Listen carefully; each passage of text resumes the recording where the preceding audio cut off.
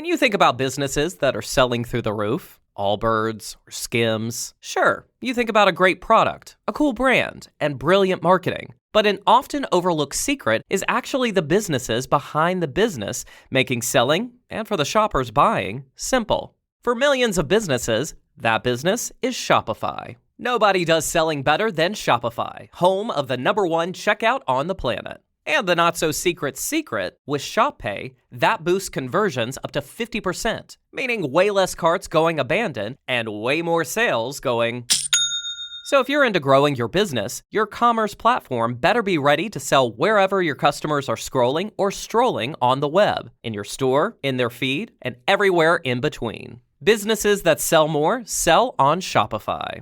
Upgrade your business and get the same checkout Skims uses. Sign up for your $1 per month trial period at shopify.com/audioboom. All lowercase. Go to shopify.com/audioboom to upgrade your selling today. Shopify.com/audioboom. This is LBC. Message Tom Swarbrick on WhatsApp now on 0345 6060 973. 10 to 6, Friday evening, Tom Swarbrick here on LBC. Ladies and gentlemen, means one thing.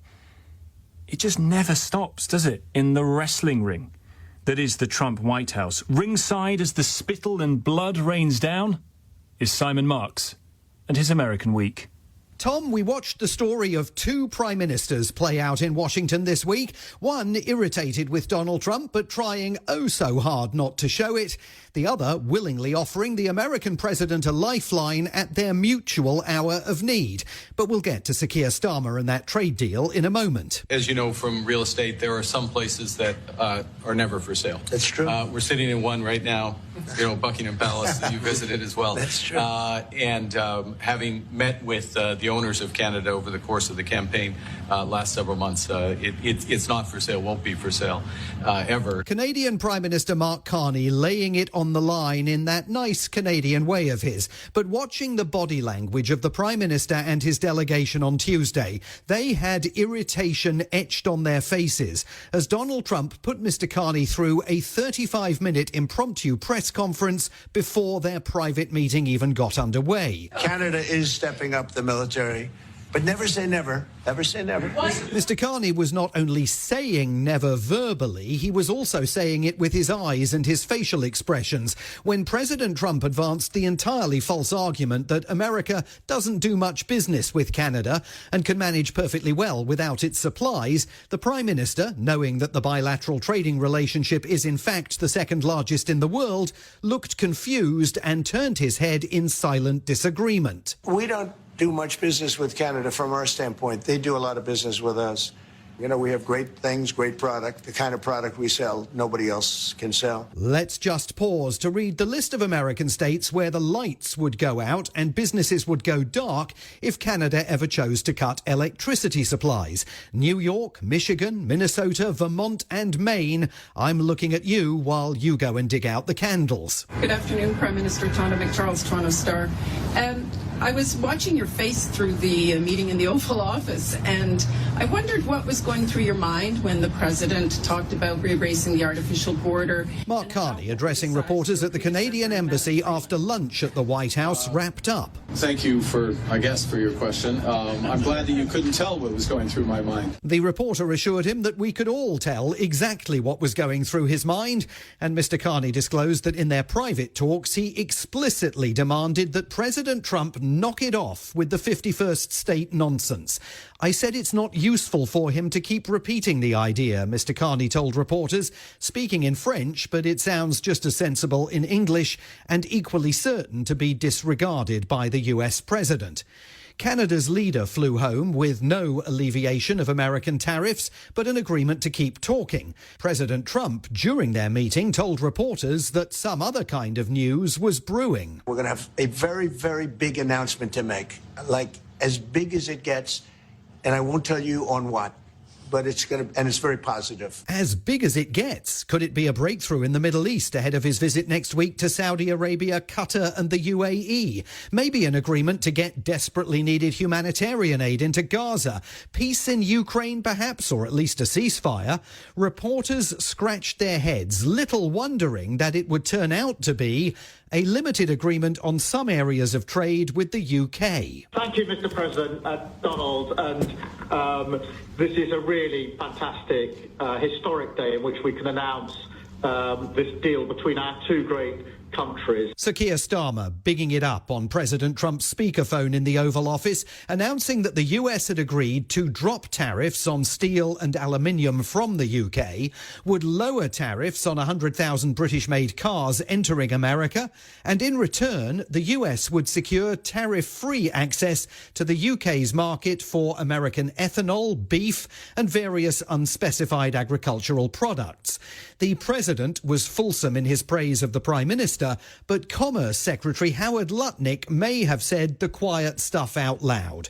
Unable to contain his enthusiasm over the fact that the UK had agreed to open its market to some American products, while America gets to keep its 10% tariffs in place on pretty much everything except for steel and aluminium, he looked and sounded like the cat who had stolen the cream. We feel really good about the deal. You've heard the Prime Minister. He feels really good about the deal. Right? And we started at 10% and we ended at 10%. And the market for America is better. When a reporter suggested that the deal wasn't really as big as it gets because it keeps those 10% American tariffs in place for the UK to try and negotiate away later, the president pushed back. This is a very conclusive deal, but we think we can grow it even from that. But this is a maxed out deal, not like you said it. This is a maxed out deal that we're going to make bigger. We've taken it to the max, but soon we'll really put this baby through its paces. The two men undoubtedly threw each other a lifeline this week, both of them needing a trade agreement to embrace, even if it is only a limited economic prosperity deal, as the Prime Minister is calling it. For all the bonhomie over trade, there was a warning to UK football fans this week. Indeed, to football fans from all over the world. It came from Vice President J.D. Vance with this lovely message to anyone thinking of coming here next year to attend the World Cup. We'll have visitors probably from close to 100 countries. We want them to come, we want them to celebrate, we want them to watch the game. But when the time is up, they'll have to go home. Otherwise, he suggested the Department of Homeland Security would be standing by to deport them. The World Cup is not the only institution bumping up against the Trump administration's hardline policies. So is Christmas. You'll recall last week the president said parents should brace their children for disappointment this year. They'll have to settle for $2 or $3 instead of 30, he said, because he thinks prices will result due to his tariffs.